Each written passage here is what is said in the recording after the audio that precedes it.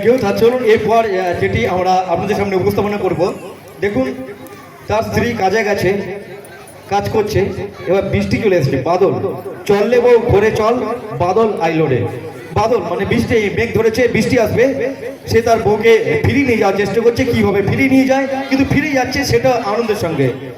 মানে আমরা চাষ করি আনন্দে, মাঠে মাঠে বেলা কাটে, সকাল হতে সন্ধে, রৌদ্র ওঠে, বৃষ্টি পড়ে, চষা মাটির গন্ধে। ঠিক সেরকমই একটা নৃত্য, অবশ্যই লোকনৃত্য আপনাদের সামনে উপস্থাপনা করতে আমি মঞ্চে রেখে নিচ্ছি। মঞ্চে আসছে সুবীর এবং শ্রাবণী।